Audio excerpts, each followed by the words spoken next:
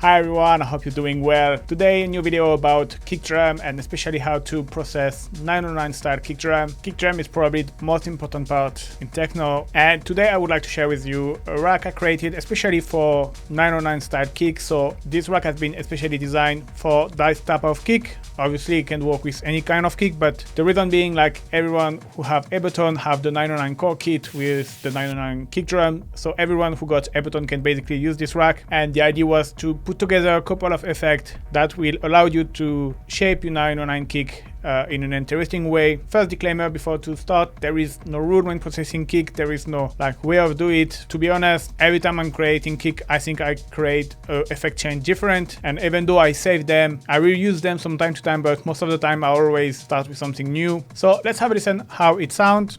So you have your basic 909 kick, classic. And so here is the rack, and I've made some presets to give you an idea.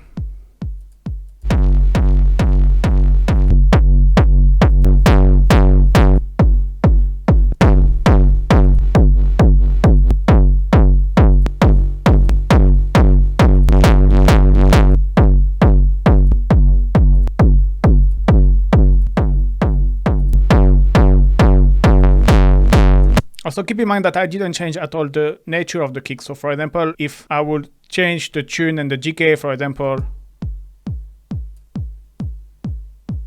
obviously it will even react differently. So even though I put some preset and it's a very fixed effect chain, there is still a lot to experiment with and to get great kick out of it. So let me explain you the rack, but before that, let me tell you more or less which kind of effect I usually use for my kick drum. So any saturation, distortion, overdrive, any kind of saturation, distortion, basically. I like to use compressor, limiter sometimes as well. One thing I like to use is filter, either a high pass filter with a higher resonance to kind of go right before the harmonics of your kick and kind of boost it. I did a bit of drive. I like to use a low pass filter as well, where I will low pass the kick and apply a very strong envelope, and this results in a very percussive and nice tone to your kick. Again, with the drive, it adds some extra flavor. Same with the resonance. I can also use sometimes some beat reduction, and yeah, all of these effects, there is no really rule in which order you have to put them. I just mess around, put some before, after, sometimes duplicate some, put them right at the end of the chain. It's really a lot about experimentation. It's also great to have a chain of effect that work, and you can just pick up some of the effect here and there. Obviously in the rack you don't need to use all of the macro in the same time, but that is great to start with a raw kick. So I use the 909, but keep in mind that this rack is gonna work mainly for kick which are more like a raw, not really processed. Obviously if your kick is already over processed, it wouldn't have the same effect. So here you're gonna read the rack from the right to the left, like the signal chain, and you have first the two macro here which are saturation. So the macro on top allows you to choose the type of saturation, and the macro on the bottom allows you to add some drive. Let me add a bit of drive.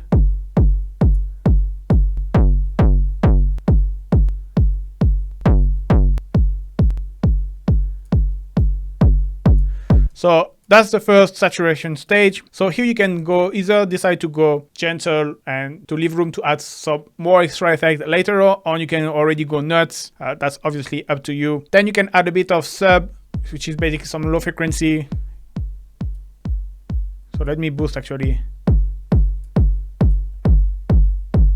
See, it add a bit of low end. You have compression, which gonna make you kick a bit more tighter. So this depends, maybe if I put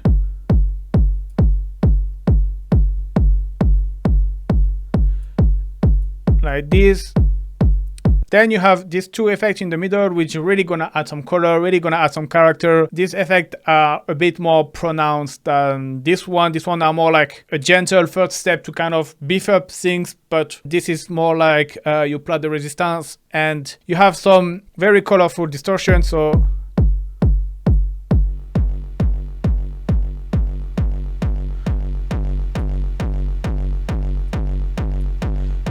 and you have as well some overdrive. So here you can see you lose a bit of low end, but obviously you can recover it later on. But let me actually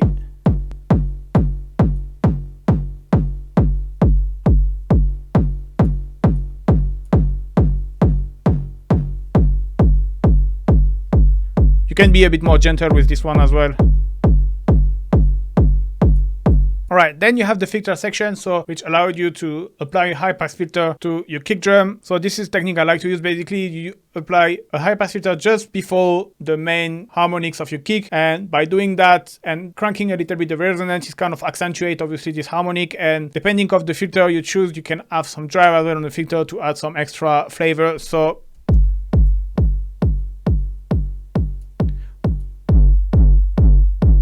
resonance is important, because if you just cut, it usually doesn't work. And that's great because, for example, with this, you remember with overdrive, I told you like you can lose a little bit of the body. You remember, but here you can use it to recover it with the resonance, for example.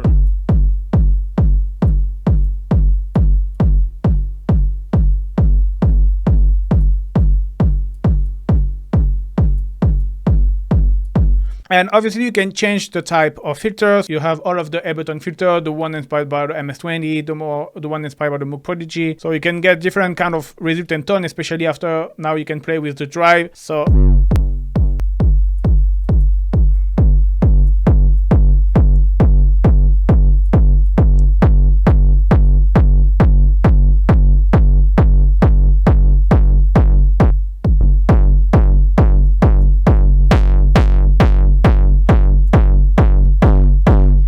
different type of filter, different type of sound. Obviously, if you change the filter, you have to adjust again the resonance and the filter frequency, because they kind of you can see the filter itself resonating. They kind of have all different way to behave. Then finally, what you will get, it's a final saturation stage. So it's exactly the same than the first one here. And this one again is like your final saturation stage. So you can be either like in the mode, okay, I'm just gonna add a little extra saturation on the end of the chain, like just to really wrap up everything in a nice way. Or you can again go nuts and creating something completely nasty. And smashed up everything. Now let's have a quick look what's inside. Like I said, you have first a saturator where I map the drive and the algorithm of the saturation. Dry wet is at 100%, so this way you can just like choose the algorithm you want and add some saturation the way you want. Then you have this overdrive here, which is the stub. So here the trick is I like to have a very narrow range. So you can see the Q here is at 0.50, so it's very narrow. And then picking up a particular frequency, so 50 Hertz is usually great. And then I add a bit of drive, no tone and no dynamic. And then you need to be very gentle with the dry wet, just to add some little parallel processing. So this way you can add a little bit of body. Here you can experiment maybe with different frequency as well. If you go more around here, it's obviously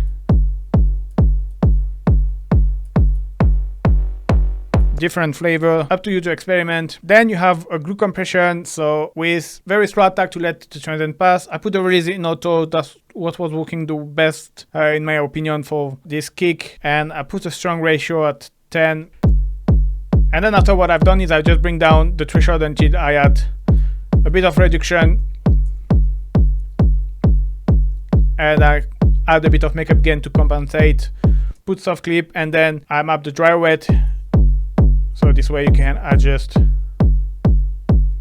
Here I use the pedal in distortion mode, and I activated the sub. This is just like, I like the gain. If you go too nuts,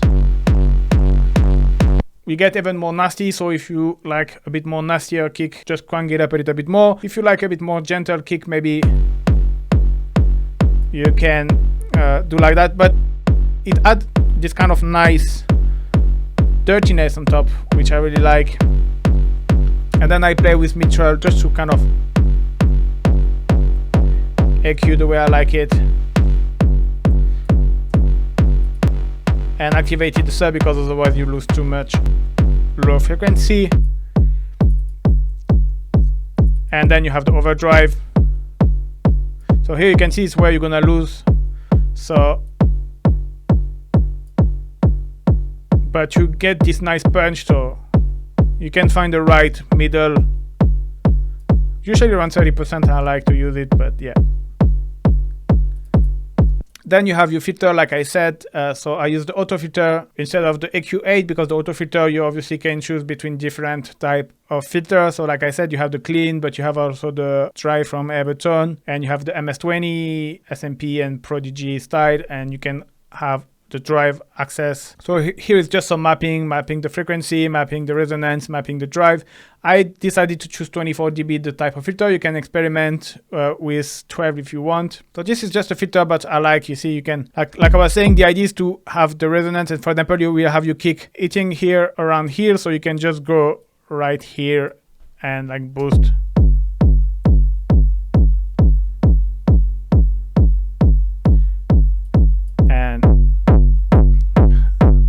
Like the combination having some drive as well usually work really well. Don't forget to crank up a little bit the resonance, otherwise you will have like a too deep cut, but yeah.